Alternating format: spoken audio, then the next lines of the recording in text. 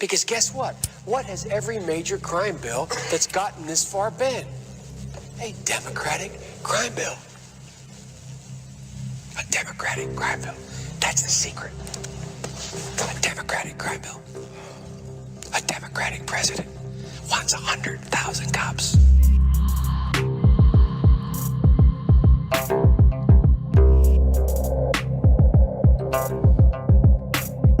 I guess in the end that it's just a crapshoot. Who denounces the true you versus who backs you? Knowing you would skim the poor to make a tracksuit. Knowing you'd begin a few wars if your overlords asked you. Knowing that the ink's not dry on the last few. And knowing that your voters aren't living in a goddamn vacuum. We see through you, Joe, we see past you. Joe, we know you only want to kick trans folks out the bathrooms. Spittle up some dreck about family values. That's the secret. Take away our weed and then say that we just need Valium. Joe Biden, patron saint of Big Pharma, knows no karma, and all of our media paints him as valiant. Well, I'm here to tell you the spirit of Biden exists in a cursed medallion that rose out of hell like smoke in the form of 1,000 stallions. A dead battalion.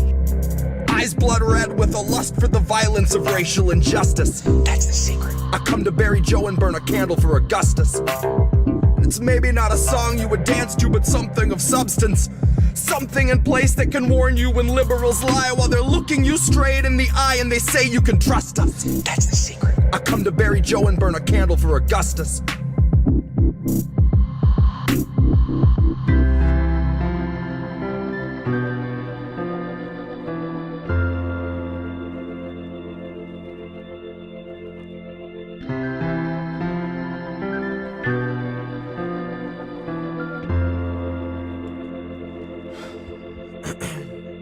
Maybe you didn't get what I meant. This is not a political event. It's the winter of our discontent. Half of us will not make rent. I might burn my masters just to keep warm. Big white lies. No silver lining under smoke gray skies. And all of the streets ran red, but the blood sure kept our feet warm. So vote for the wolf in sheep form. Defund police before we're all deformed. Take our free speech, we'll speak in the tongues of C4. Our lungs need more to send us packing than tear gas thrown from the hands of fascists who killed their cams and take off their badges, all while Biden and Kamala fund our assassins and offer us nothing but platitudes. They'll tell us go out and vote and then clean up your attitudes. Well, Joe, fuck you to death and the donors you fed us to.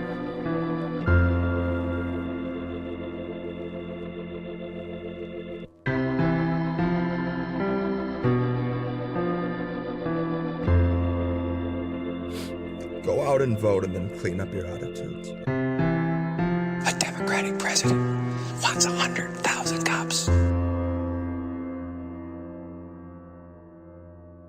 A Democratic president wants 100,000 cops.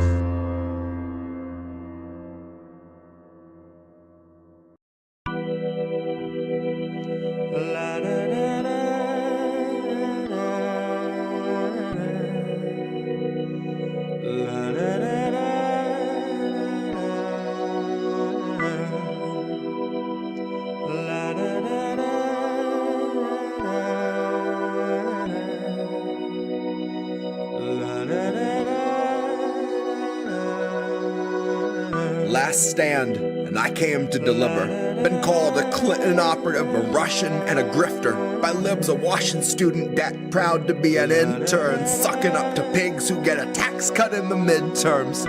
You cut the ties but never heal the wrist burns. Capitalist shackles wrap and penetrate like ringworms around the necks of those whose deaths will not affect the king's purse or the coffers of the company the king serves, who manufacture mandated tinctures. Their safety data hanging from a fixture, half a mile skyward, just dangling from the rafters.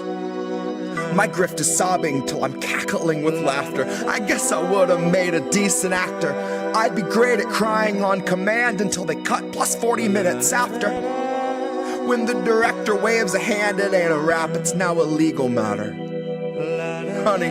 My grift is weeping on a mic until I'm hacking up. Airstrike verses like it's bombs away and batter up. Swinging on these bigots, they keep killing us to fatten up. Kill the switch, eat the rich, I think they're finally fat enough.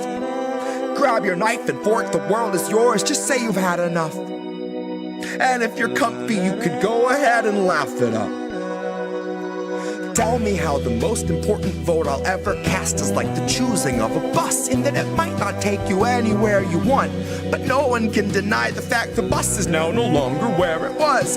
And that's the kind of progress we should celebrate and trust. Spoken like a kid who never took a bus. Spoken like a piece of shit that used some cash to mask his stink and truly thinks he's one of us. Spoken like a terminally unserious person who equates our cries for rights to mixed up orders from a server. It paints a privileged picture of what you would label urgent if the worst thing you've experienced in life has been the time your waiter accidentally brought a tray of gold flake scallop when you clearly ordered gold flake urchin.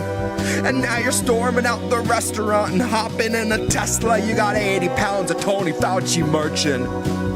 Rewind 2 chains won't make you wait in such a long line. Life's not just a way to waste your free time. Air that's fit to breathe is not a free ride. Free ride. Rewind 2 chains won't make you wait in such a long line. Life's not just a way to waste your free time. Air that's fit to breathe is not a free ride. Free ride. Best to place your bets on weaponizing the identity of every limp progressive claiming grassroots integrity. Policy is a slippery slope for all of its complexity, so flex your brave resistance with this Ilhan Omar NFT. Numbered 1 of 723. Each depicts her valiantly championing a bill before she lays it at a donor's feet. And she can throw her hands up in the air with AOC and say if only Nina Turner could have voted present too, that's why we need another seat. We need some more progressives we elect to only tweet, who live to serve humana and their label of elective slapped on every patient's gravest needs. And every station plays the theme that medical professionals agree on the effectiveness and safety of injections authorized for this emergency. And in purely unrelated news, the profits of the ones who manufacture vaccines just increased by nearly 36 billion with a fucking B. Sometimes it feels like we're the only ones that see. Sometimes it feels like all of us are lost at sea. And every time we think we see an island on the tip of the horizon, it turns out to be another measure making sure we're kept within the watchful eye of murderous authority. And so I guess my grift is crying for the future they denied us, where the people who would buy us are a mockable minority. And we are more than genomes under warranty. And we are more than serfs in constant quarantine. If I had a single breath left, I'd let the chorus scream. I'd announce our leaders claiming none for all and more for me. None for all and more for me. None for all and more for me. None for all and more for me. Rewind 2 chains won't make you wait in such a long line. Life's not just a way to waste your free time. Air that's fit to breathe is not a free ride. Free ride. Rewind 2 chains won't make you wait in such a long line. Life's not just a way to waste your free time. Air that's fit to breathe is not a free ride. Free ride.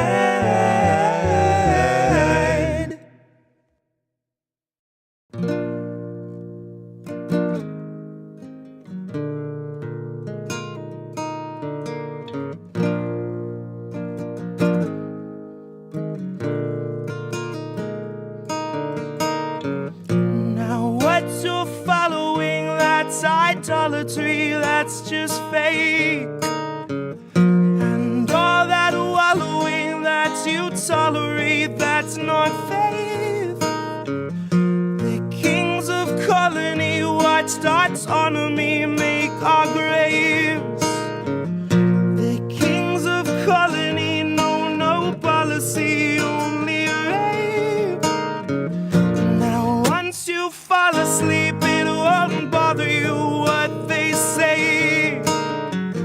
But the kings of colony, while they slaughter, they still complain. Though we say, please color me, still too solemnly, still too plain.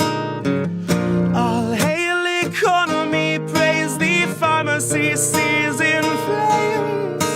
They're buying up Hawaii, and the smoke's not even cleared. Those vultures smelled the fire, and an enterprise appeared. Investment opportunities where melted down communities leave vacant space BlackRock has been lusting for years. The council meets in private, and they don't discuss survivors. Concerns among construction groups are all Lahaina hears. They'll wander through your city with this mocking sword of pity, next to Oprah and her camera crew who tore the Trail of Tears, where footage flows as freely as the stream of liquid steel and the pools of pure aluminum that trickle down your wheels. And Biden's here to say he knows exactly how it feels, cause he had a kitchen fire once and had to miss a meal. And people still believe that piece of shit deserves your vote, like he's not why supplies are being smuggled in by boat, like he's not why our citizens were forced to stay and roast. And he can't unfreeze your funding, folks, cause Azov needs it most. I'll bet my every dollar Biden watched it with a smile. I'll bet he knows the whereabouts of every missing child. He's just the kind of man who lives to trample something tribal, collecting culture's corpses just to throw them on the pile. Like he and all his buddies didn't dream about the day when those who dared defy the donor class were cleared away. When home insurance triples and you can't afford to stay, and your land falls to the hands of those whose windfall fan the flames. The state will take Lahaina and they'll bastardize its name, and tourism will swarm it all the same. You see, the state we left Lahaina shows the ground rules of the game, the planes that in the night ignite the planes. And if questions raised that reckon the potential use of lasers, I suggest you take a closer shave by way of Occam's razor. And if those civilians stood between this country and its gains, then there's really nothing further to explain. Because you may know this already, if you truly know our past, but it ain't the first occasion and it will not be the last, where Americans are kettled in and made to bear the blast, are barricaded in and left for ash. How many in Lahaina now are lying there awake and still can hear the city we left leveled in our wake? They still hear all the people that we let the fire take, instructed from above to stay in place. So look to the horizon, 'cause a fire comes for you. Desire made incarnate of the power-hungry few, who instructed the police to not let anybody through, to barricade them in, and so they do.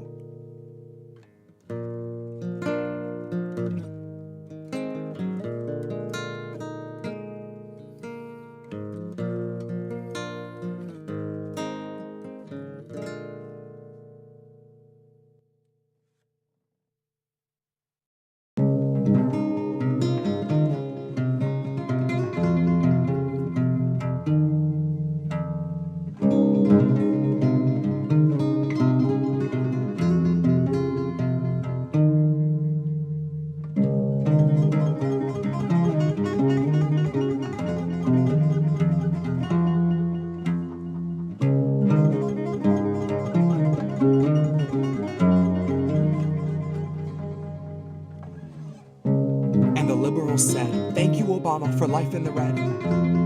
Thank you for dapping a pat on the head. Thank you for saving the banks as millions are drowning in their debt. Thank you for all of the fluff and the nothing you said. Thank you for proving we eat up identity politics. All of your policy better forgotten. Just tell us what books you read. Tell us what record was top of your playlist, turning a wedding to Day of the Dead. What Quavo song went along on a heavy rotation, bombing Iraqis in bed. When they told you that 90% of your kills are civilian, what Jill Scott chorus was stuck in your head? What put you at rest after such a long day of convincing a nation it wasn't so deeply misled, that you weren't just Reagan with New Age media training, who fed on our hopes like his daily bread, who preyed on the weak, who was never unwilling to serve you a speech to remind you the middle class needed to bleed, and you helped us succeed if you learned to accept it, and better yet, learn how to laugh as they bled. Round of applause. Laughter erupts. Mike gets dropped. It's the end of his set. And the crowd, once hungry, are now unstunned from the glow of celebrity, which is impressive, especially since they're contented to sit and be civil while all of the donors are fed. They thin out the herd by 1 million a week if it gives the elite an illusion of peace. Like they're out of the path of the future we reap, and they won't be debris in the wake of its tread. But the future is now, bathe in the sound, drown in the dread. Hide in the lounge, hire more guards at your gatehouse, hire someone to come build you a safe house under your shed. Hide with your diamonds and files, the files you keep to yourself and the files you keep for the feds. Hide in the dark for a while and watch all the value regress. Watch all the worth of your wealth on this earth melt down in a pool with the rest of the cess. The affluence left over after the worldly collapse of the affluent. After it's back to the dirt with the rights of their birth, privileged smirks and their unpaid taxes, #blast. This has all been a nightmare, capitalism was only a test. So you need not weep and you need not repeat what the liberals said. We will not be saved by people who say that the water is safe while they look in your face and they pantomime sips of lead. Honey, nobody's lifting us out of this mess.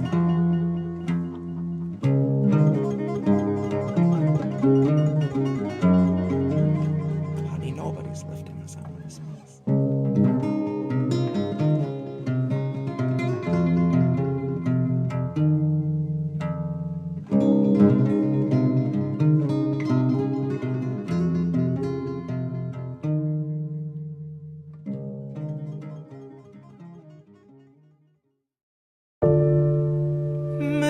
That's how it goes.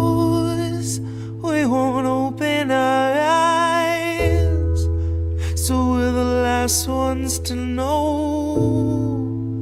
We're the last ones alive. Kept our enemies close. Wondered why we don't thrive while we're grasping at ghosts. Counting backwards from 5.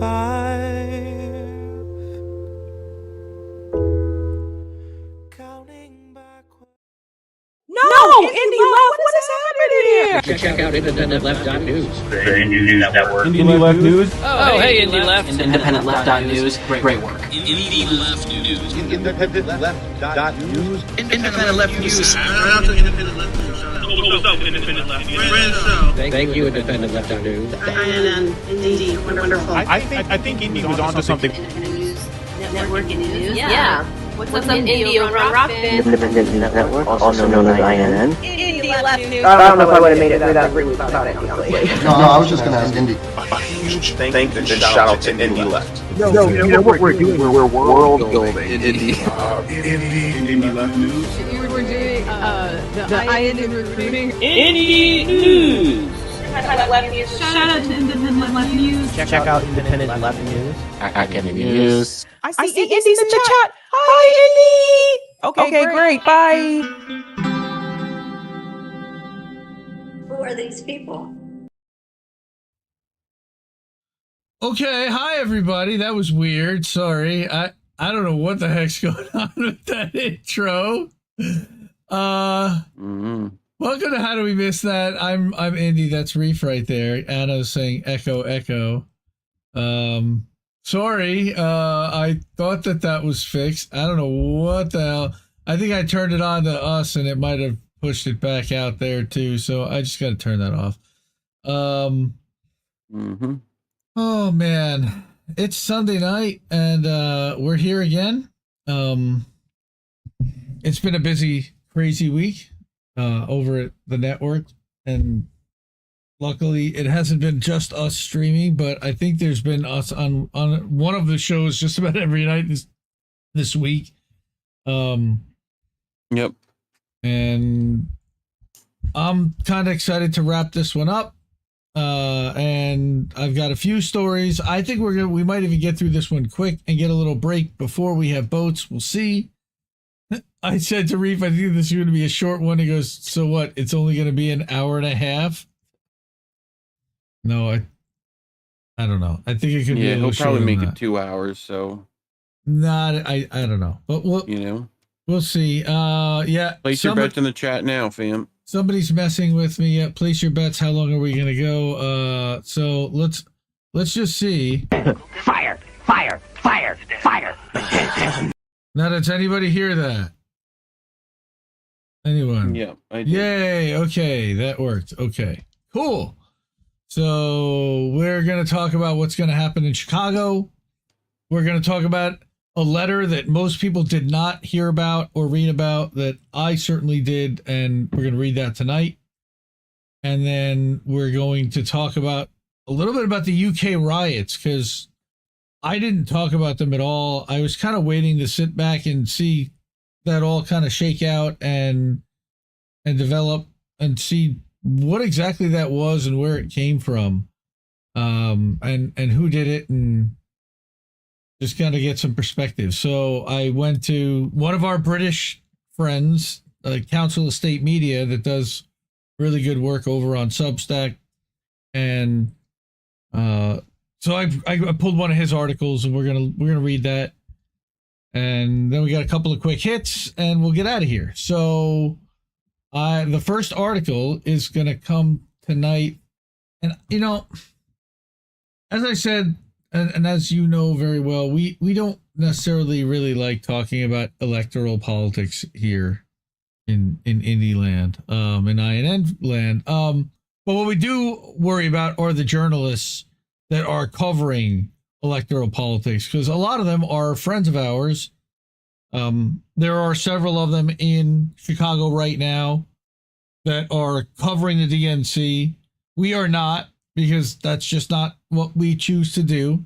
But for those that do, I want to make sure that they're safe and that they're not getting their asses kicked by the cops. So I went to, the guy that talks about police accountability and when it comes to journalists, and that's Kevin Gosztola, especially now that Julian Assange is free, right? Mm-hmm. So he put out this free post, and he made all articles from his publication, the Dissenter.org, free for this month. So go subscribe there. Go hook him up if you can with a couple of bucks.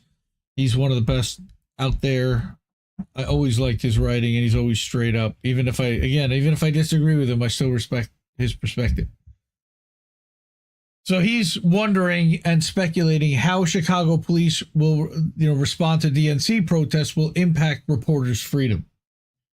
And so what's going to happen here? So here's, right to jail, right away. Well, that's what we're worried about.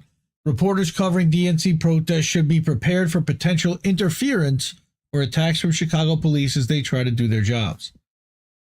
And I sent this to a couple of our friends, and I'm like, just, be careful out there.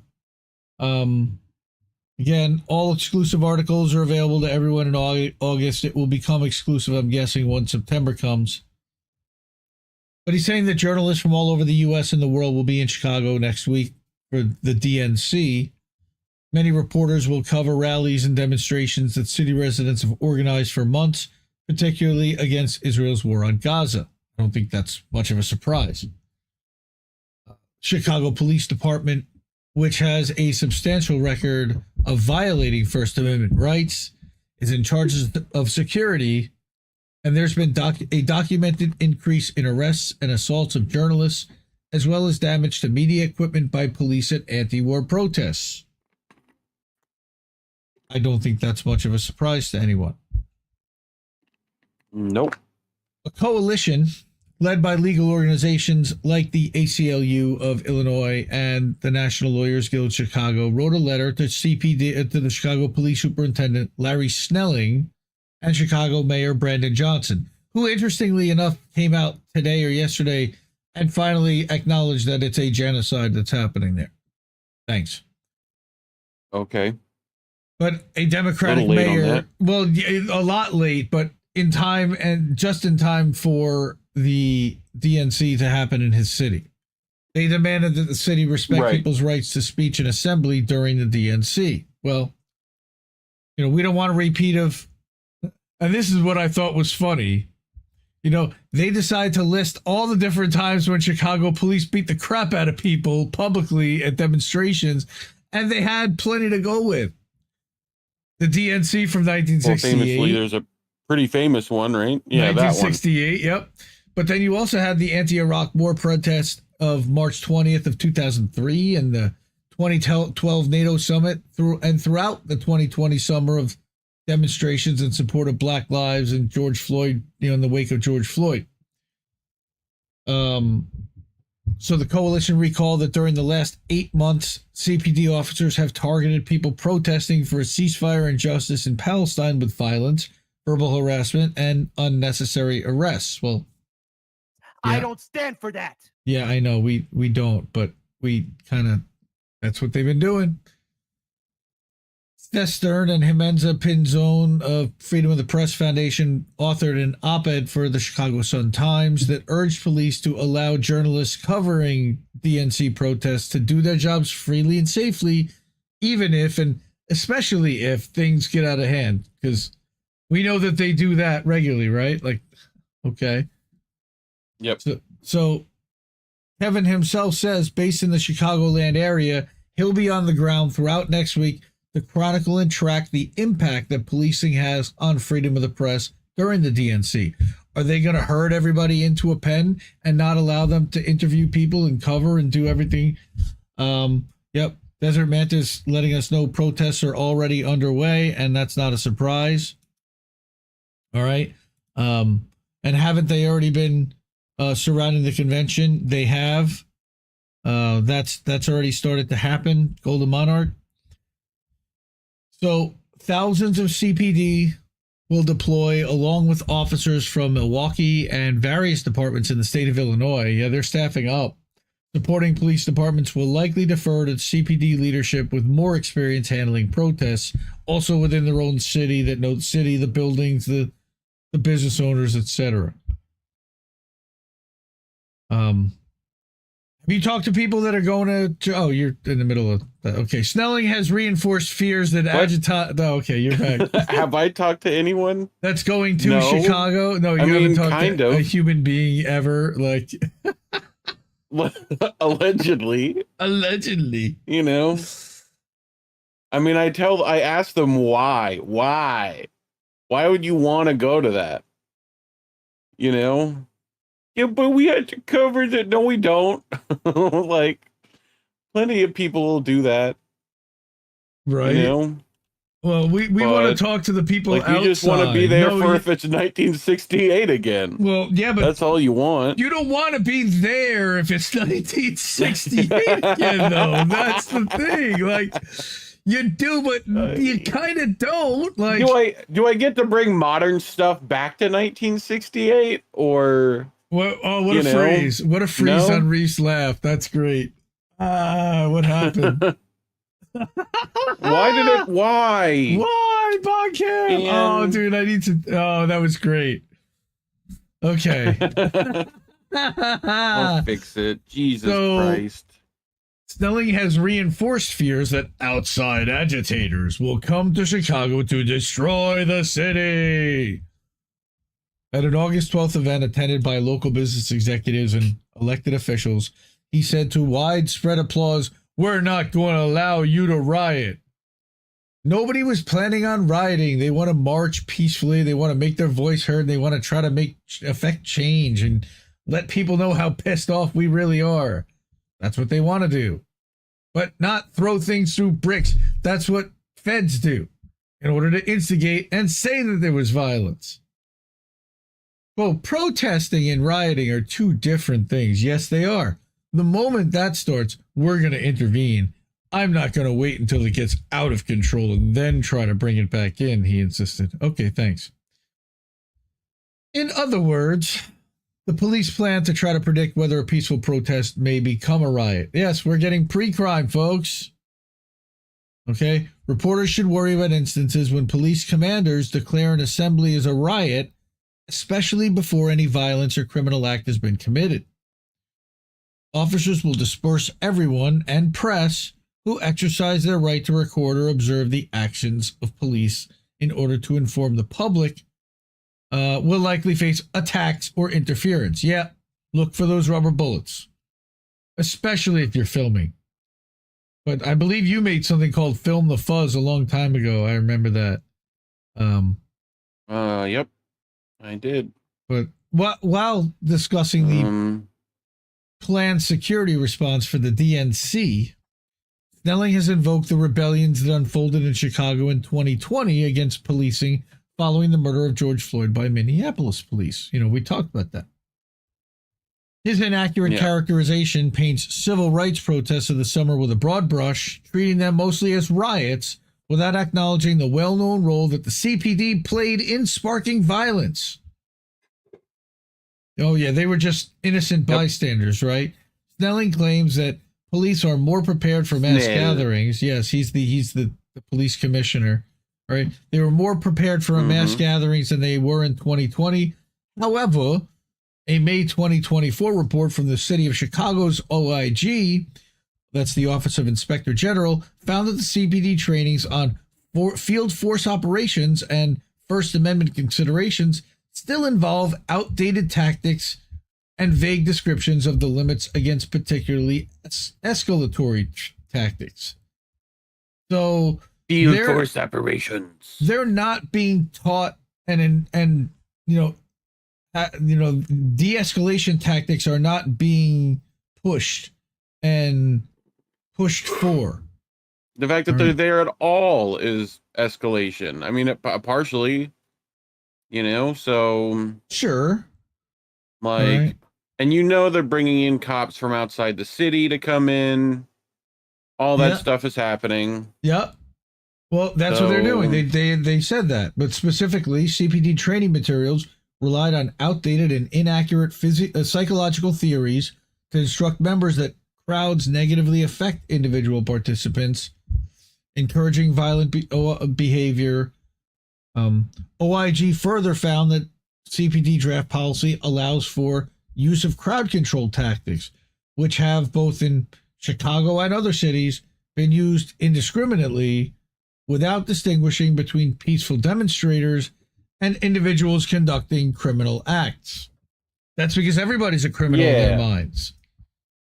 So they only have, kind of one. I thought this was America. One speed. But again, according to the Office of the Inspector General from Chicago Police Department, a draft policy lacked clear limitations on these tactics. I don't think that's surprising. They emphasized that by generalizing mass event participants' capacity for violence, while also teaching tactics that may be used indiscriminately against demonstrators and those committing criminal acts alike, CPD's guidance may contribute to risks of escalating tensions and violations of constitutional rights. I don't think it's a may. I think it's a likely will. All right? Right. So, Freedom of the Press Foundation's U.S. Freedom Tracker recorded several incidents in Chicago during the nationwide uprising. On May 30th of 2020, freelance journalist Jonathan Ballou was sprayed with a chemical agent while reporting on a protest. He sued the city of Chicago and got a $40,000 settlement on October 23rd. So not only is this bad policy, it's also costing the city money. Then you've got two other incidents occurring on August 15th as protests against policing continued. Freelance photographer Dominic Gwynn told the Tracker that an officer tried to tug him off a flower bed that had a wet concrete surface. After the officer let him go, another officer assaulted him as he tried to take pictures of a woman who police dragged and arrested. Yeah, they don't like it when you film what they're doing, for sure. Yeah. All right.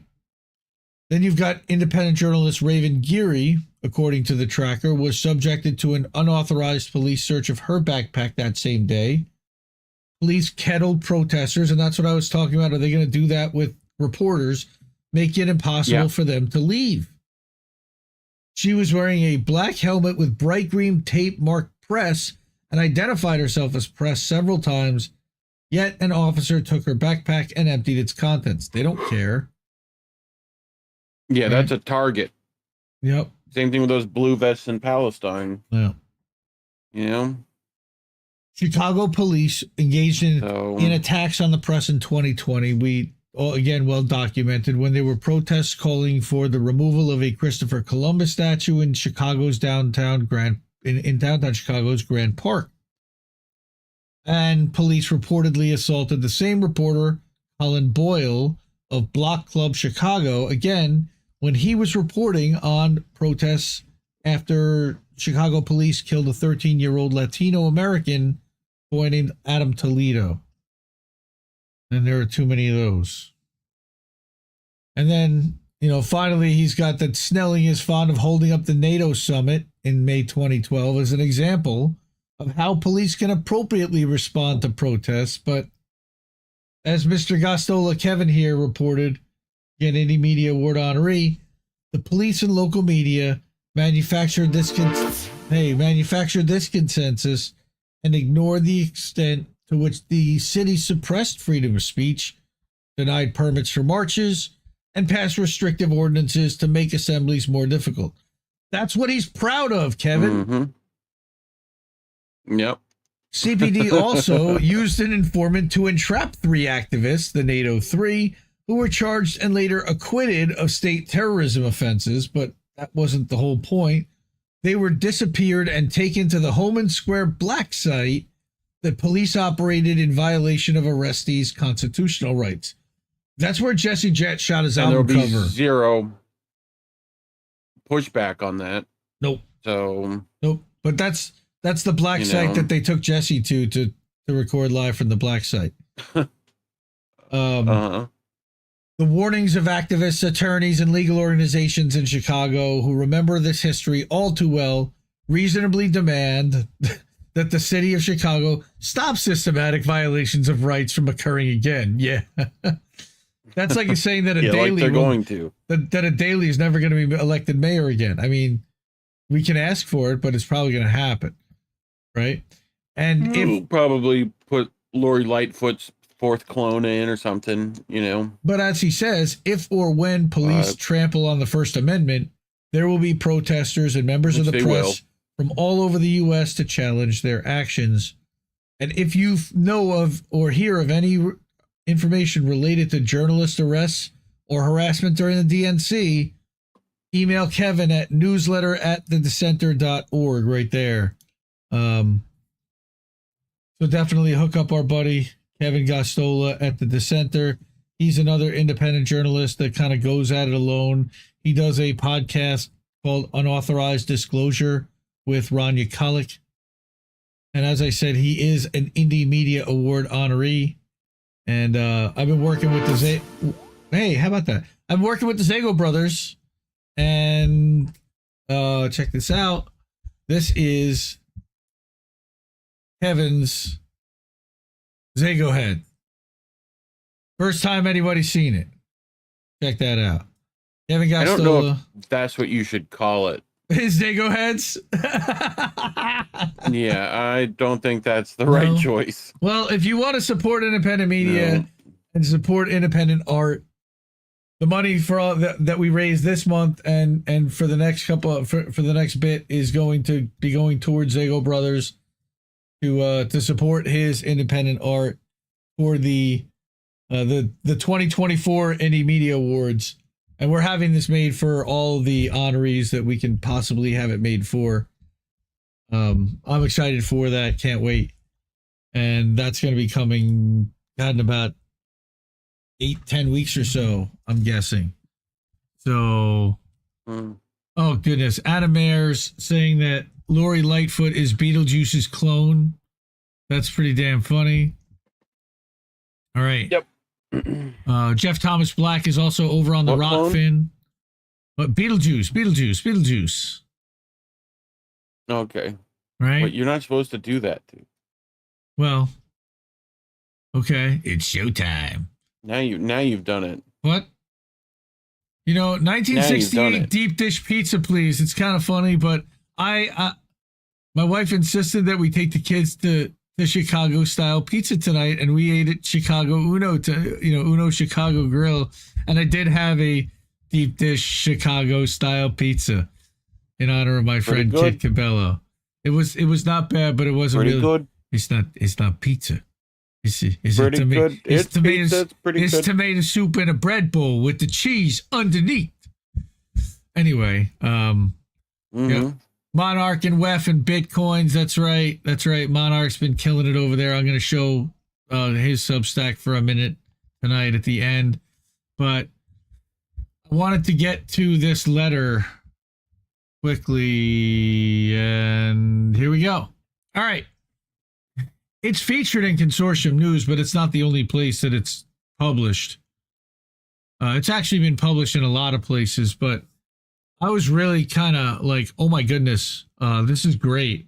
But, look, a strongly worded letter is a strongly worded letter. But when you see some of the names that signed off on this letter at the end, you're just like, oh, all right, well, at least it's trying, they're trying to do something. So I started reading it to, I don't remember if it was Reef or Colin, but I'm like, look, I gotta read this for sure. This is, I've been struggling to find stories that aren't related to the horse race or Israel Palestine or press freedom or, and censorship, union stuff and labor stuff. Like, it all kind of seems to fit in one of those lanes, which is where we've been, but it's just, I don't know. It just feels like the same stuff repeating over and over and over again. So I read this, which it kind of is, okay. But that's history, I guess. History repeats itself. But the other day I see this published in Consortium News. 113 journalists, 7 press freedom groups, and 20 news outlets accused the U.S. Secretary of State of being complicit in one of the gravest affronts to press freedom today in Gaza. Again, not a surprise to anybody watching here. But it was delivered Thursday morning, and the only thing that I said was I wish that we had the opportunity to sign off on this too, because I think it was really solid. So, dear Secretary Blinken, since October 7th, 2023, Israel has killed more than 160 Palestinian journalists. This is the largest number of journalists killed in any war, and this isn't even a war, it's an assault. While Israel's indiscriminate bombing of the densely populated Gaza means no civilians are safe, Israel has also been repeatedly documented deliberately targeting journalists, and we've covered that several times here on How Do We Miss That? Israel's military actions are not possible without U.S. weapons, U.S. military aid, and U.S. diplomatic support. By providing the weapons being used to deliberately kill journalists, you are complicit in one of the gravest affronts to press freedom today. On World Press Freedom Day this year, you called on, quote, every nation to do more to protect journalists, unquote, and reiterated your, quote, unwavering support for free and independent media around the world, unquote. And that would be really nice if that were the truth. As journalists, publications, and press freedom groups in solidarity with the courageous Palestinian journalists of Gaza, we call on you to do more to protect journalists and show unwavering support for free and independent media by supporting an arms embargo against Israel. Israel has gone to great lengths to suppress media coverage of its war in Gaza, imposing military censorship on both its own journalists and international reporters operating in the country, and, with Egypt's help, blocking all foreign journalists from Gaza. Israel shut down Al Jazeera, raided its office, seized its equipment, and blocked its broadcasts and website within Israel. The world relies only on the Palestinian journalists in Gaza to report the truth about the war and Israel's widespread violations of international law. Israel's deliberate targeting of these journalists seems intended to impose a near blackout on coverage of its assault on Gaza. Investigations by United Nations bodies, NGOs, and media organizations have all found instances of deliberate targeting of journalists. In a joint statement, 5 UN special rapporteurs declared, quote, "We have received disturbing reports that despite being clearly identifiable in jackets and helmets marked press or traveling in well-marked press vehicles, journalists have come under attack, which would seem to indicate that the killings, injury, and detention are a deliberate strategy by Israeli forces to obstruct the media and silence critical reporting." I don't think that's a surprise to many people listening to this. Israel has also killed journalists during the war outside of Gaza, such as that on October 13th, 2023, when an Israeli tank fired across the Lebanese border at clearly identified press, killing a Reuters reporter and injuring 6 other journalists. Under international law, the intentional targeting of journalists is a war crime. While all governments are bound by international law protecting reporters, U.S. domestic law also prohibits the State Department from providing assistance to units of foreign security forces credibly accused of gross violations of human rights. How about that? Israel's well-documented pattern of extrajudicial executions of journalists is a gross violation of human rights, let alone the documented rape and torture of their own Palestinian prisoners. But that's a whole other story. That's me adding that flair. Additionally, the First Amendment of the United States Constitution protects the American people's right to receive information and ideas. Israel's deliberate targeting of journalists follows a long-standing pattern by the Israeli government to suppress truthful reporting on its treatment of Palestinians and its war in Gaza, and by providing Israel with the weapons to use to kill such journalists, the State Department is abetting Israel's violent suppression of journalism. The U.S. is providing the weapons Israel continually uses to target Palestinian journalists in Gaza. This is a violation of international law and U.S. domestic law. We urge you to immediately cease the transfer of all weapons to Israel. Signed, 113 journalists, 20 news outlets, and 7 press freedom organizations, and their names are below. And I think none of these would really come as a surprise to many of us here. You see names like Abby Martin, Adam Johnson, Alex Press from Jacobin. All right, Ben Burgeon, a lot of Jacobin people, Branko Marticic. But you've got Kathy from Consortium News, and Chip Gibbons, who's a great Assange defender, Chris Hedges. All right, I noticed Dave DeCamp from Anti-War and Dave Reed from Mondo Weiss. Dave Lindorf is on there. All right, Eleanor Goldfield, who we know, and you know, friend of the show. Again, a lot of the, there's Jeffrey St. Clair from Counterpunch, Joe Loria from Consortium News, another, again, honoree Consortium News. All right. So all in all, Gosztola signed off on this. So not only did he, write the piece we wrote earlier, he also signed off on this letter. And there's more. Matt Kennard, we know and love Matt Kennard. And there was someone, Marjorie Cohn from Truth Out, as well as Sharon Zhang from Truth Out. She's on there. Michael Aria from Mondo Weiss and Philip Weiss. So many excellent journalists. Again, I only wish we had the opportunity to sign off on it. I think more people would have. I think Eleanor got the opportunity through Project Censored. And so these people that are connected with these organizations or know people from these organizations basically got the opportunity to sign off on it. I noticed Ryan Grimm got the opportunity in there. Not too much of a surprise. Somebody asked him and he said, yeah, sure, I'll put my name on that. The Real News Network too. Other news. I mean, I think more importantly, it's going to be the journalists who can't be on there because they are no longer with us. Yeah. You know, the Abu Akles, the Ishmael al-Ghuls, the Rafat al-Alirs, Palestinian journalists, Rafat al-Arir, yeah, absolutely. Where they targeted his whole family as well, which is awful, you know. Kathy Lloyd says there was a girl, like a woman was shot in the back today. Again, she's still alive right now. Oh, it's just, you know, we need to talk about the reporters, the brave reporters that are actually out there doing this and trying to inform the world. But, you know, a couple of organizations have said they're going to stop reporting because it's not really helping.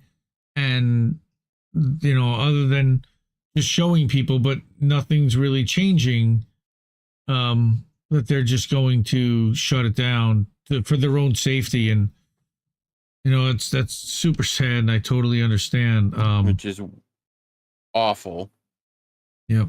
You know, I would tell those people we still need you, those of us who actually need that information. But, you know, I understand why. I understand too.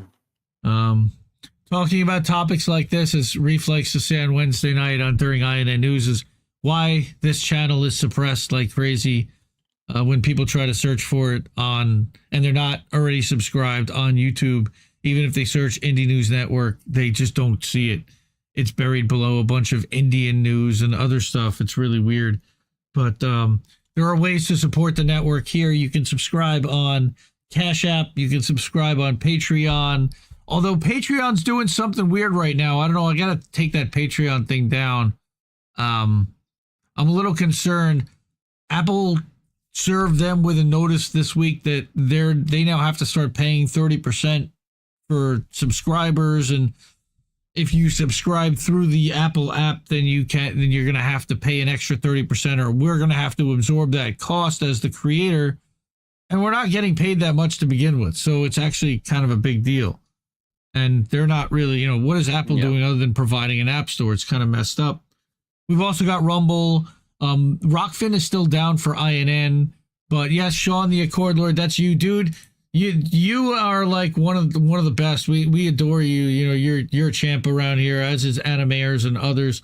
But you know, the support that you provide and you know, you actually like, you know, hook up our network regularly so that we can keep doing this, and we really appreciate it. And we wish you had 100 Sean Millers, seriously, or 1,000 would be even better. But even just 100 would make a massive difference, and we'd be able to do even more, I'm sure.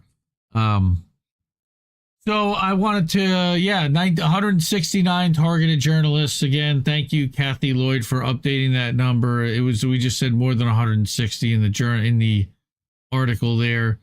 It seems that the mooch recently appeared in Harris's crypto rally for crypto. Yeah, Golden Monarch. These Zionist elites both support Trump and Kamala. Yep, they're all trying to get their bread buttered. Yep, third-party candidates like Kennedy are also at Kamala's rally. No, come on. No, I wouldn't be surprised. I would be very surprised. But, yeah, I mean, you know what? I reached out to Rockfin this week, and I asked them, hey, guys, what's going on with our channel? It's been like 2 months now. And their answer was, engineers know about it. And that was literally all I got. So at least thankfully we have this channel that we have here for it, which is rockfin.com/IND Left News. We're also live on Kick. We're live on Telegram, t.me/Indie News Network. Actually, you know, we're on t.me/IND Left News on mine. Most of you are watching on YouTube, which is great. We're trying to get people to go to other platforms. I actually thought about doing this QR code thing like we did last week for Boats Uncensored, which was super successful, by the way. Thank you if you were here and you watched Boats Uncensored last week.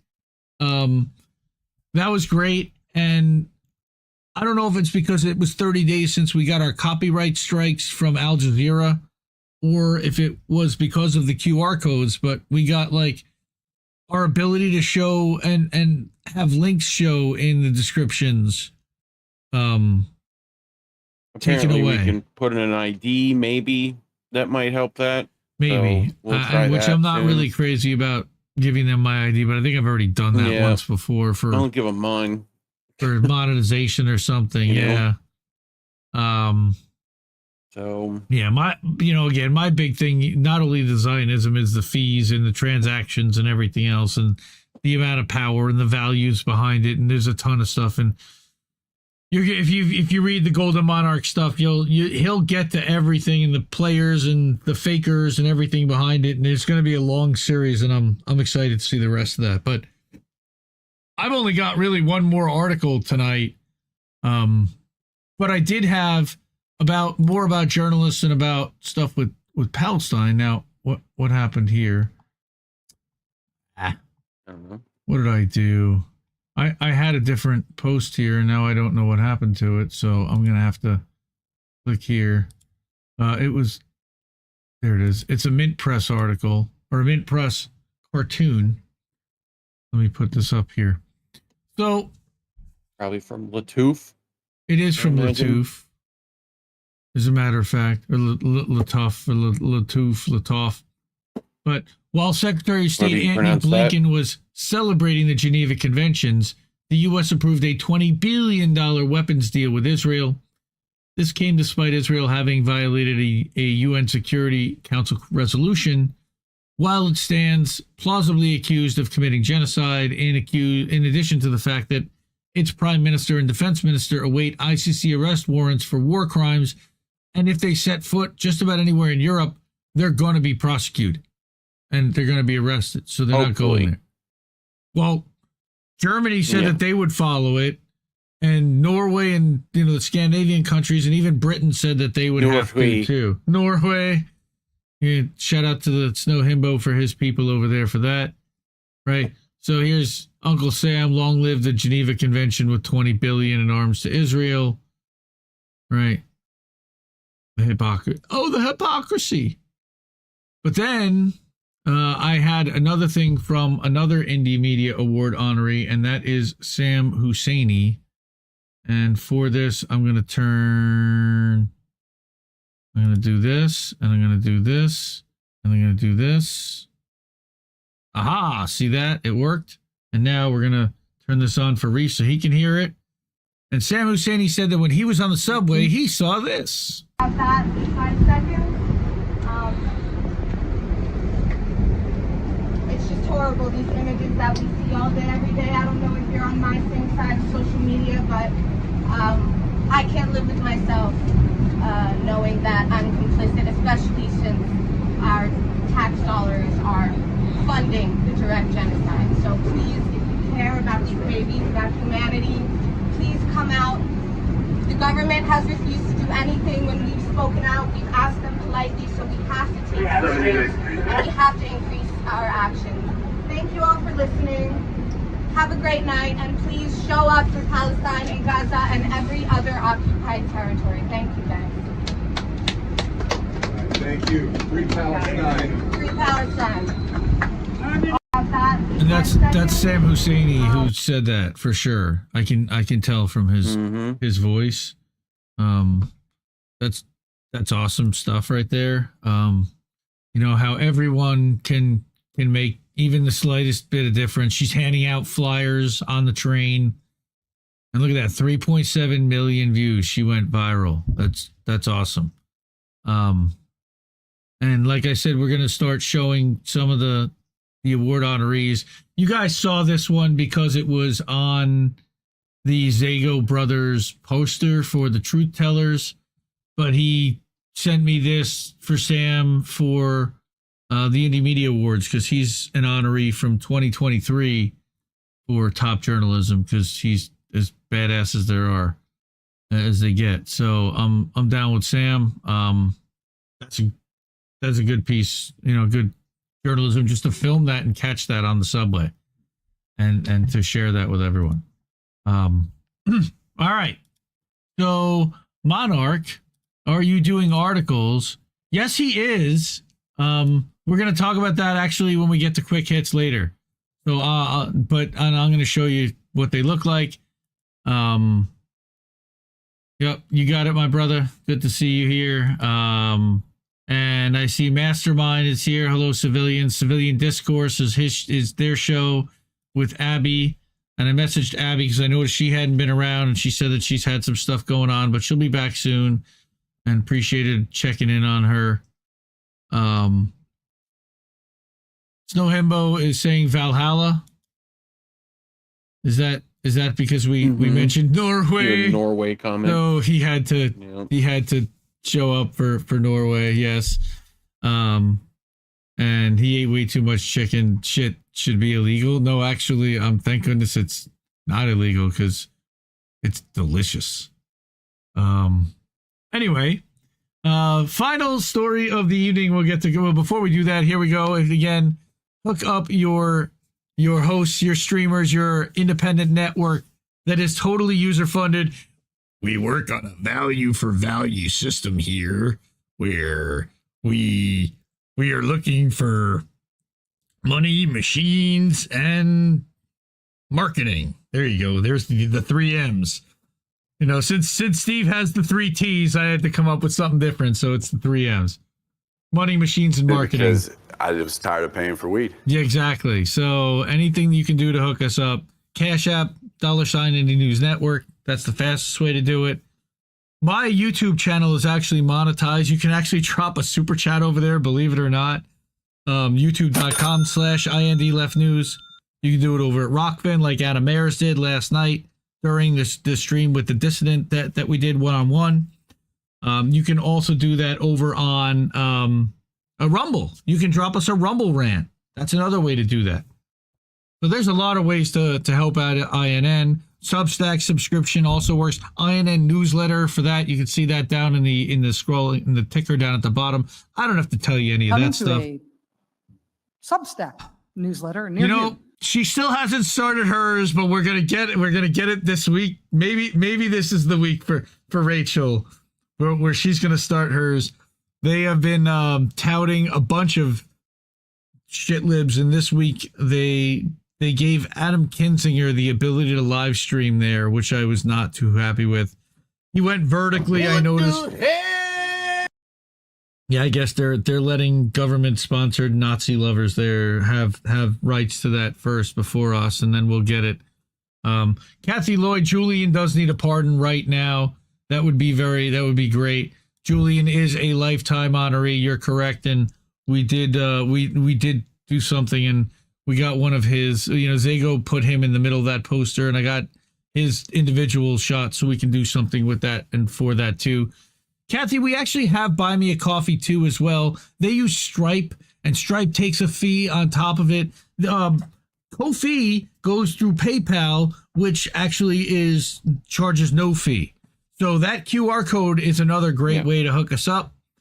Is the INN, PayPal, and Ko-fi. So let's get to our final story of the evening, and then we can get to boats later on and take a little break first. But Council of State Media, I trust Ricky for news about what's going on across the pond because I really don't pay attention. And I know that there were some riots. There were some folks getting out of control, you know. And what was happening? They had soup for their families. You know, first of all, there's a ton of pro-Palestine protests. We know that.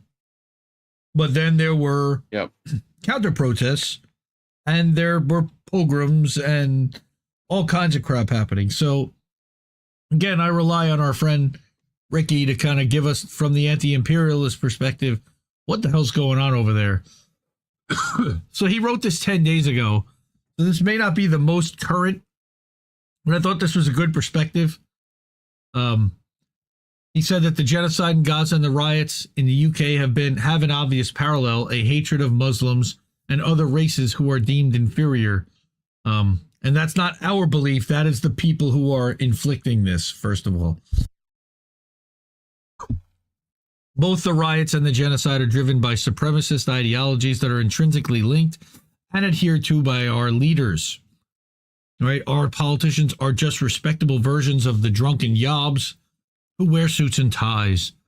Their only disagreement with these yobs is that they make fascism look bad. So he's talking about one of these biggest yobs, UK's biggest yobs, is Tommy Robinson. All right? Someone who Americans might not be familiar with, but British people sadly are. So little Tommy, whose real name is Stephen Yaxley Lennon, weird, is a guy who, yeah. Okay. All we're saying is give peace a chance. No, he's not related to John, but he has the same spelling in his last name. But he's a guy who gets angry when rapes and violence are allegedly carried out by Muslims and immigrants, but falls silent when they're carried out by anyone else, specifically the IDF. Like documented on camera. Yaxley Lennon has been a member of the British National Party and British Freedom Party, as well as a political advisor to the head of the UK Independence Party. Imagine being at the heart of an empire and demanding your independence. Okay. Yaxley Lennon stoked up riots with false claims on social media about armed Muslims while he was lying on a beach in Cyprus, safe from the violence he was unleashing. It sounds like, what's his name? Ian Miles Chong almost. This came after social media users falsely claimed a brutal murder of 3 girls in Southport was carried out by a Muslim. However, when it turned out the murderer was born to Christian parents, it was decided that this was the fault of Muslims anyway, and also the fault of anyone who doesn't hate Muslims. It's all your fault. We're smashing up the country, the fascists cried, right? So one interesting factoid about Yaxley Lennon, and this was something I did not know, is that his parents are Irish immigrants. So when is he going home? This is one example of an immigrant failing to respect our laws, yet Yaxley Lennon is so lacking in self-awareness, he is both a British nationalist, despite what the British did to the Irish, and a white supremacist. And he also just so happens to be a Zionist. What a surprise. Little Tommy likes to wear Mossad t-shirts and says he would fight for Israel, despite not being Israeli or even Jewish. But then again, Christian Zionists outnumber, Jewish Zionists worldwide. That's just U.S. Christian Zionists, let alone the ones anywhere else. He just has an affinity with members of racial groups who impose themselves on other racial groups. Well, yeah. As The Guardian and other outlets have reported, Yaxley Lennon is funded by pro-Israel lobbyists in the U.S., which surely counts as interference in our democracy, which is really funny because Israel is doing the same thing here, and now we're doing it apparently overseas.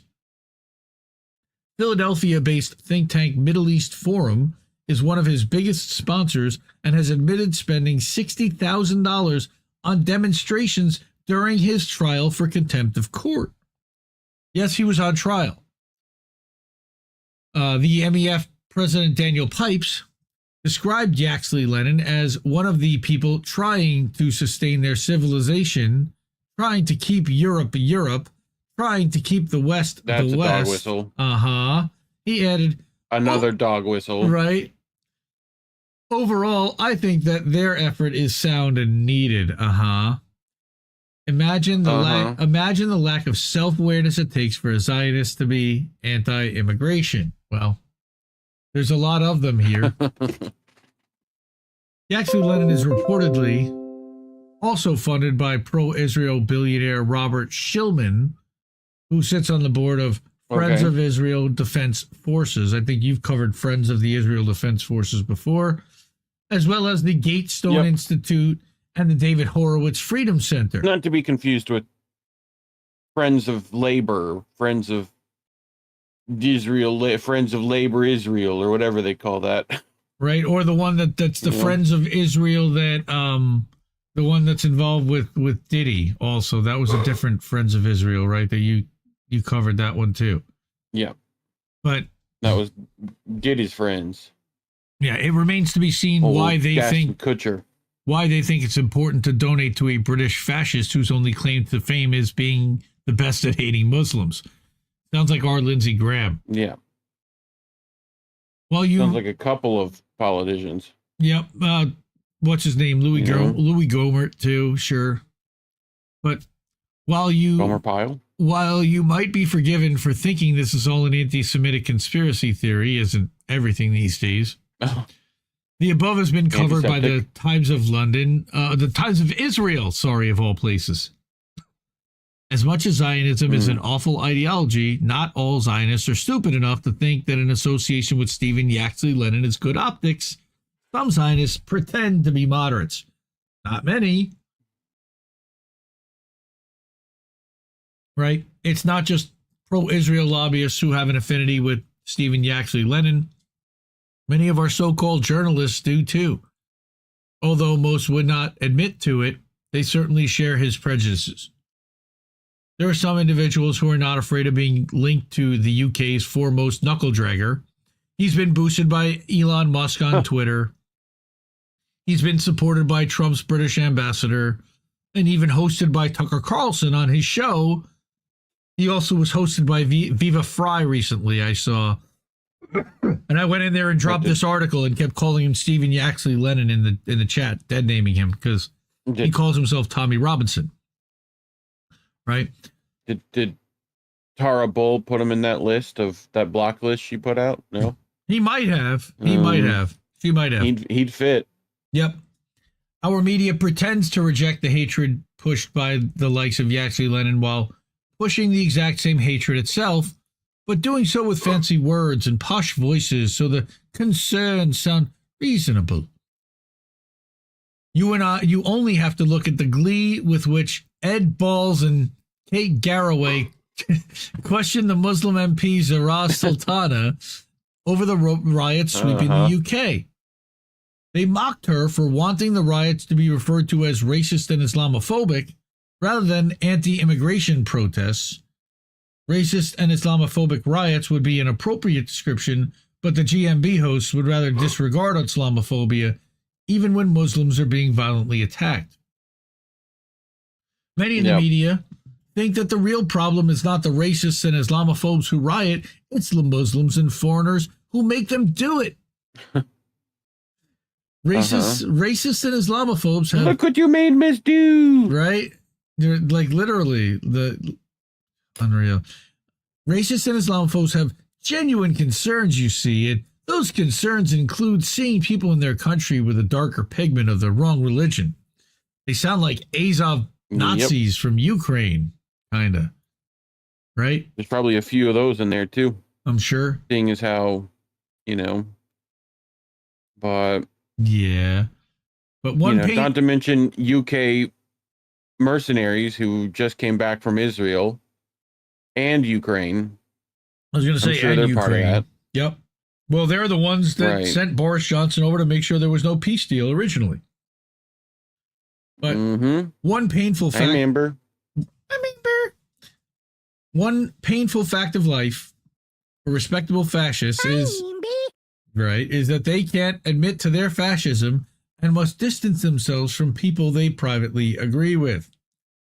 I remember they did this with Nigel Farage, too, initially, who, by the way, has been rehabilitated somehow. But this is part of the reason they love Zionism. Bush and all the others. Yep. While you can speculate that they're all funded by pro-Israel lobbyists or blackmailed by Mossad, many just love the opportunity to proudly boast of a supremacist ideology. This is presumably why Keir Starmer says he is Zionist without qualification, even when Zionists are committing genocide. Well, yeah, there's that going around too. Himbo did a whole segment about a mayor up in Canada that was calling for them to do it even harder. He sounds like Trump almost. The thing that people need to understand is that we're not going to end the crisis in the Middle East until we defeat the ideology called Zionism. But unlike other supremacist ideologies, we're not allowed to criticize this one. The people who don't want you to talk about Zionism are the people who don't want you to talk about Islamophobia, because the moment you do, people will connect the dots. A fresh wave of Islamophobia sweeping across the UK is exactly what the warmongers need. If they can whip up hatred of Muslims while preventing people from mentioning Islamophobia, they can weaken pro-Palestinian sentiment and avoid accountability for their war crimes. You know, I just want to mention that there are also 10% of Palestinian people that are not Muslim or that don't practice Islam, but there are Christians there and there were Jews there too, until they pulled them all out. This is why it's so ridiculous when Elon Musk, who clearly knows nothing about the UK, claims there is a two-tier system in which the so-called far left are treated much more leniently than the far right. You know, I admit that I clearly know nothing about the UK. The narrative that has been happening. Right? But they're trying to mirror what's happening here too, where there really is no far left, first of all, politically. When people protest against genocide, their critics demand the strictest possible sentences, but when fascists riot, members of Patriotic Party Reform UK are more likely to say they should be given lenient sentences. Islamophobic rioters are driven by genuine concerns, you see. Now, he says in the UK you can protest against a war and the police will batter you and shut down your protest, and when you've done nothing wrong. In the UK, you can be prosecuted for toppling a slaver statue or jailed for having a banner from a bridge calling for an end to the climate crisis.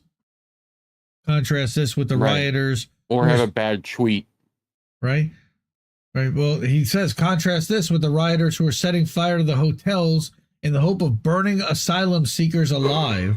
It's a bit fucking different. Which is fucking, isn't it? Ridiculous. Right? Jesus Christ. Unreal. Our politicians echo the sentiments of the rioters with their scapegoating of foreigners and Muslims. We see the Prime Minister and members of his cabinet using anti-immigrant rhetoric to deflect from the fact that they have nothing to offer. And that's like the equivalent of our Democrats, which is right on par, but they're not scapegoating and fear-mongering Muslims and foreigners. They're still not there yet, thankfully. But we see record prison sentences for peaceful protesters and lenient sentences for fascist rioters. We're sort of seeing that, although January 6th rioters and attendees certainly would fall in the second category, and they're not getting lenient sentences whatsoever, as well as journalists that are trying to document this. Yep. The Prime Minister claimed that violence wasn't as bad last night due to the police, when it was actually because anti-fascists and trade unionists came out in huge numbers to fend the rioters off. The Prime Minister instructed his MPs and councillors not to stand with anti-fascist counter-protesters because this would upset his fascist base. Oh, come on. Right. It would also, like, make, their whole optics look bad. One moderate politician called Sarah Sackman used the riots as an opportunity to tell us that anti-fascists are just as bad as fascists. And she even suggested that the anti-fascists are anti-Semitic. Of course, antiseptic. I can only assume she meant anti-Zionist, given she showed no evidence. The only evidence provided by anyone was an online image attacking Zionists that had nothing to do with the counter-protesters, which they do often. The implication of Sackman's words was only people who are halfway between fascism and anti-fascism are acceptable. Well, that's liberals, so scratch a liberal and a fascist, please. Imagine boasting about being half fascist at a time when fascists are tearing up the country and making non-white people terrified to leave their homes. The so-called moderates turn any conversation about fascism into criticism of anti-fascism and what they claim to be anti-Semitism, even though, of course, we know that Palestinian people are the true Semites. It's a subconscious admission that they see anti-fascism and anti-Semitism as being one and the same, It's incredible. It's a roundabout way for them to defend fascism by defending Zionism. It's only acceptable offshoot, and that's not really a surprise. It's not really acceptable, but that is to them. The politicians who tell us that they don't agree with the rioters but think they have legitimate concerns are the same politicians who say they don't agree with Israel's genocide, but then supplied weapons for 10 months anyway. It all stems from the billions. Yep, it all stems from the supremacist mindset. I don't know if the UK politicians gave them billions worth, but they certainly sent tons of flights and tons of weaponry also over there. And then you add up what they did. Elbit has certainly made plenty of products for them. So, you know. Damn, you're really delayed. We'll have to fix that for boats. Right. So the problem here is that the UK is not with the problem with the UK is not foreigners nor the people who treat foreigners like human beings. It's the supremacists whose ideology has built empires, plundered the world, and treated white members of the working class like dirt while treating those of a different color even worse.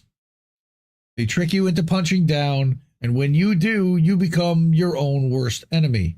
That sounds familiar. God, that's such a great quote.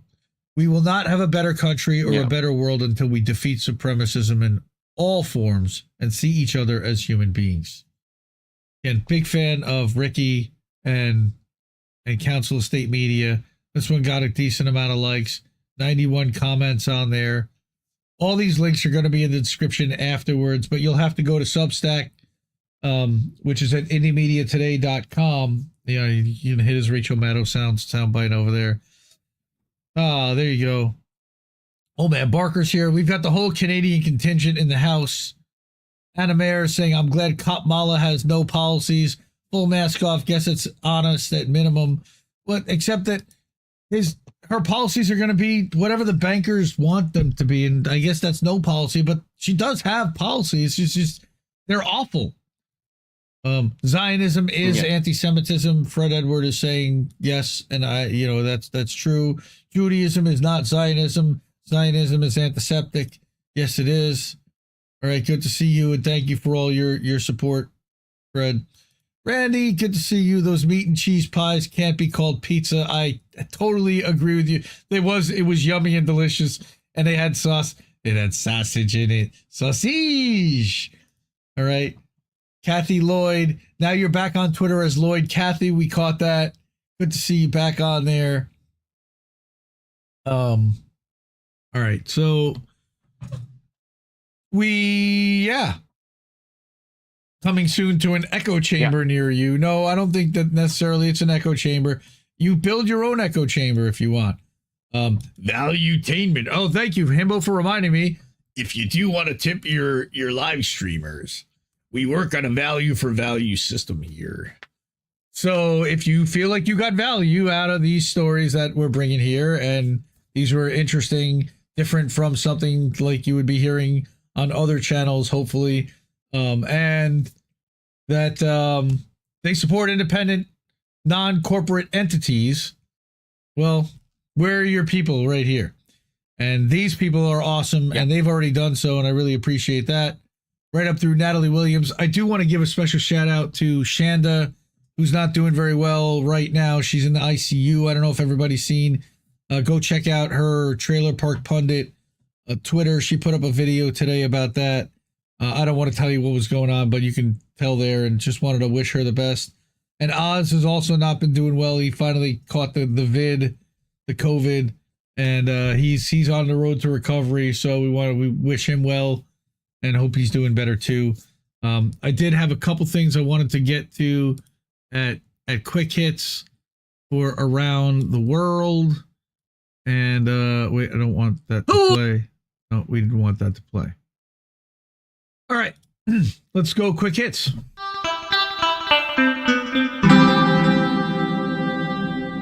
Who are these people? Who are these people? I love it when you do the Seinfeld one. That's pretty funny.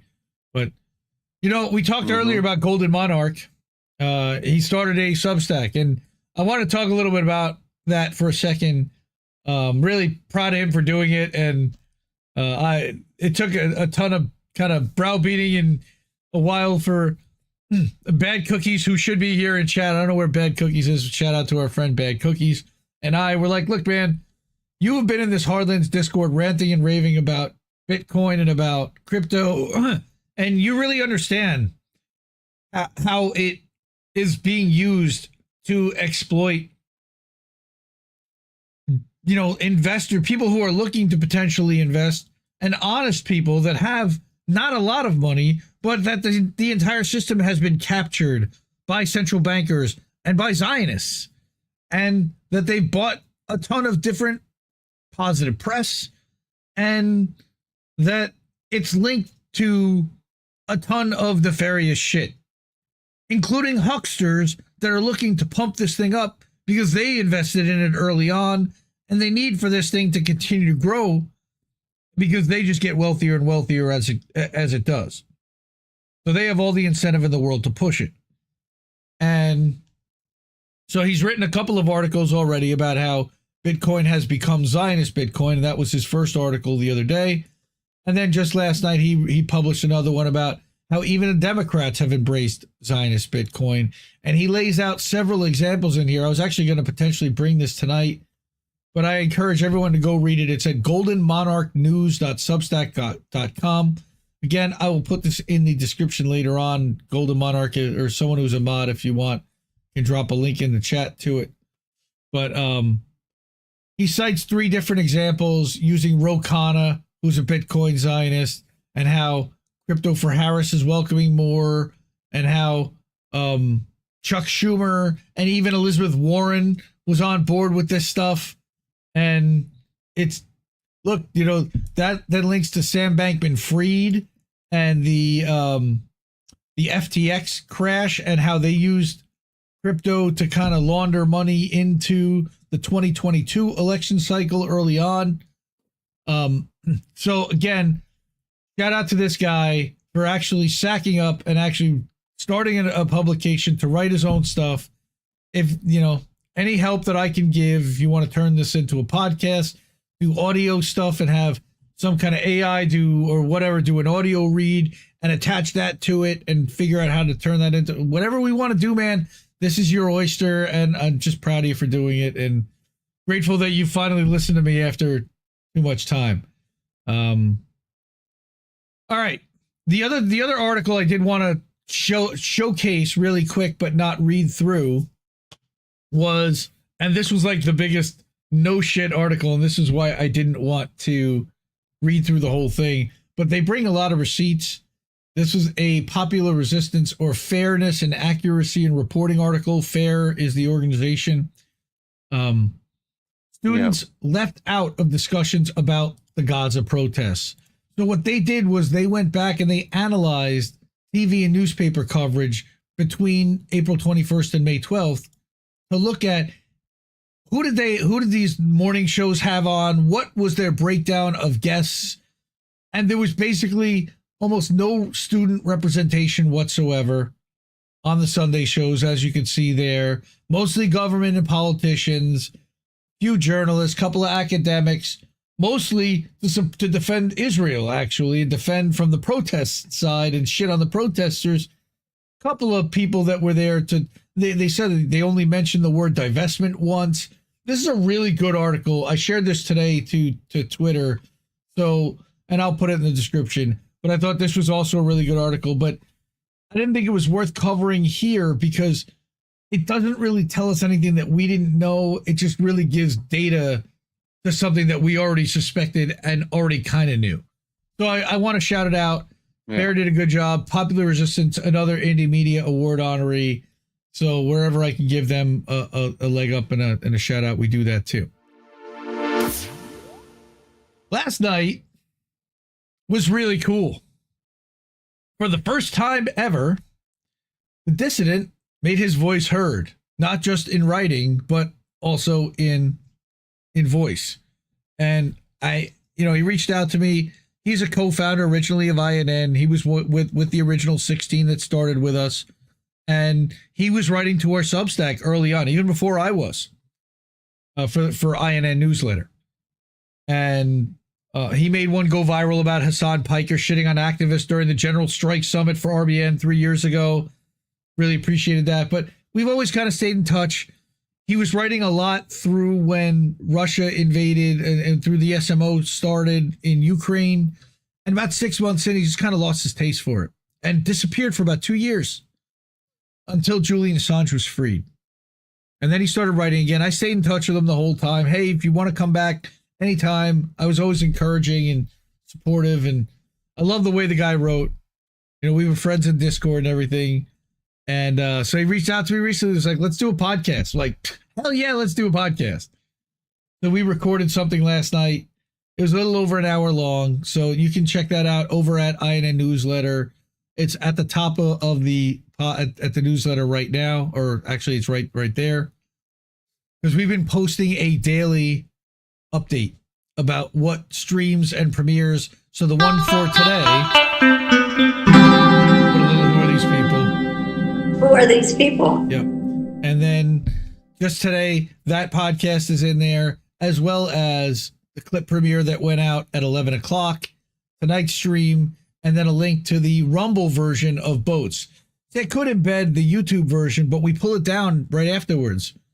So I'm linking to the Rumble version. So right from our newsletter daily now, you'll be able to get a link to any live streams that we're going to be doing for that night, assuming that we don't shift on the fly. Of course, it's all subject to change. The only other thing I wanted to mention was that I was live on Hardlens this week and co-hosted on Wednesday. That was a lot of fun. I started out with Kit hosting the show, and we went through my article about America the Brainwashed, which we weren't going to read here either. And then Kit had to leave halfway through, and Daniel stepped in the chair. That's Daniel right there. That's his Zago cartoon art. And Daniel stepped in the chair, and he was we did the other half of the show, and it was really cool. I don't know if we really even got to the articles or like the stories that, you know, about Ilhan Omar winning. We kind of glanced over it. We didn't even talk about Don Samuels or how he was funded by AIPAC and how much they threw at him and whatever. We just want to talk about like how the media is influencing and trying to brainwash the country with joy and with narratives and with Trump. And, you know, and this is just a 2-horse race. They don't want you to think about any other candidates or how they're throwing any other candidates off the ballots. They don't want you to think about much of anything. All right. Oh, Anna, thank you so much. I really appreciate. Yeah, that you subbed to Dissident. He's cool. Did we figure out what happened to Robbie Yeager? So about a month ago when Biden dropped out, Robbie popped up and tweeted twice. And he's like, so did I miss anything? And then he went back into his hole, and we have not heard from him ever since. He's doing his thing in North Carolina, and you know, we love him for it. There's Golden Monarch's Substack, goldenmonarchnews.substack.com. So, yep, shout out to Bad Cookies too. Bad Cookies is on the Tin Rabbit podcast, which is on Wednesdays before INN News starts. So go check that out. But yeah, so we got through all the plugs, we got through all the stories, and it's only 11:15. I told you it was going to be a short one tonight. So we're going to have some time, and we'll be back still at midnight to do Boats. And oh, you were talking about the one with it was Better Off script with Daniel. I totally agree. I thought that was really good. I really enjoyed sitting down with Daniel. It was a different kind of conversation, and I really liked his perspective. Yeah, they talked about this with some Palestinian protesters on RBN. Yep. Hardlensmedia99.com, right? 99 Perspectives. That's right. That's their deal. All right. So, I've got a calendar. That's here. That's what's going on this week. So Himbo just posted that his Maple Files this week will be about the World Economic Forum's influence on Canada. So that's tomorrow night at 8 p.m. Eastern. Don't miss that. Here on Indie News Network, of course. Boats will be coming up next. Last night we had pro wrestling talk, and I filled in for, last night we didn't have a gaming stream with Himbo. It was just a one-on-one. I don't know what we're going to do next week. I'm going to talk to Himbo about that. Maybe we'll do a one-on-one. Who knows? I don't even know if my wife's going to be back. She's going away with a couple of the kids for the week. So we'll see how that works out. Tuesday night's American Tradition. And we were going to do that this week. Jesse's doing a few of my favorite sings. He said, I want to make the cover like Julie Andrews from Sound of Music and put my head crudely on there. I think I pulled it off. And so we're going to do that. Yeah. Oh, push your merch. I did actually on the INN link tree. Now they actually have the ability to add merch directly on there. So I did. Wednesday night at 9, we're going to have INN News with Reef and Colin, I believe, best of my knowledge. Yep. Thursday night, we'll have our regular Politically Homeless show with Crab and Himbo. Again, subject to change. My guess is they'll be talking about the shit show that is the DNC. Angel of the Afternoon, Friday night. The last couple weeks he's had Alex Knight on. If you haven't caught that, definitely catch up with that. Alex, good friend too. Friend of the network, friend of the show. And then Clip Show Friday nights. We had a blast on Friday night. We did potluck, and I just picked a bunch of random tunes and spoken word. And of course, seeking what's the End of the World song, the Chris Cornell song got copyright, whatever, but that's all right. We don't care about that stuff. YouTube hates us anyway. But yeah, 7 nights a week of live content over at INN. Different hosts, different shows, different perspective, all independent. You wanted to mention INN Shop. Indie News, Indie News .shop. Animaires, check out your American Tradition t-shirt. First of all, your INN t-shirt. I don't know why that $33 t-shirt's there, but if you go a couple pages in, you got your American Tradition tee. I actually got this one. It's awesome. It's comfortable as hell. It's weird to wear a shirt with another man's face on it, but it is Jesse, so I'm cool. You've got INN logos here. New election, same bullshit. Who are these people? Oh, we know what that sound is. That sound is a Ko-fi alert. Very nice. Appreciate that. Thank you so much. I don't know why the stream alert, it kind of came through, I see. This is an oldie that Reef set up that has the labels are bad, stay independent, and the piece of wood on there. And then we've got bitch pint glasses and Bubbles make boing boing, which I reminded Misty of it. She's like, oh my God, I can't believe. By the way, if you want your We're Fucked sweatshirt, all right, you can have one of those. All right. Where's that? I have that usually pretty closely. I don't know what's going on here. Where'd it go? He is a sick puppy. No, not that one. That's not Misty. What? Where did Misty go? Wait. It's not. It didn't make it over here. Come on. Oh, here. We're fucked. There it is. Okay, I found it. So you even made it a poster. So if you want to get a poster for your wall, you get a poster. I think there's even a shower curtain, so you can have Misty in your bathtub. Kind of creepy. All right. I don't think I did that, but Colin designed this one. When people are occupied, resistance is justified. That's a sticker for $6.99. You can put that on your laptop. Pretty badass sticker. I like that one. And there are American Tradition tank tops. Boats smashing into other boats is a tank top I turned that into, and a die cut sticker. I got an INN die cut sticker now on my laptop. We got one for for Pro Wrestling Talk, and with Angel's big mug on there. So if you want to get any of these, you can go to indienews.shop and you can check out all the merch. And if you want anything else, we can add that too. And who was it that hooked us up? The Accord Lord, of course. It is Sean hooking us up. Thank you. You got to support the independent media and support independent art. He's got us up to 9% already of our $2,000 goal to help out Zago Brothers. And we're gonna get the boats. I promise. We're gonna get the boats, Egregores. I promise, bro. So, Reef will drop that in the chats. Did I win the bet? I don't know. What's the bet? I don't know. Don't know. Boob tube. How long it would be, I think. I don't know. Yeah, screw boob tube. I don't know. Yep, we're gonna do boats, and we're gonna do boats on Rockfin Rumble and YouTube as well. So we'll be back in about a half hour or so, and I'll start the music a few minutes before that.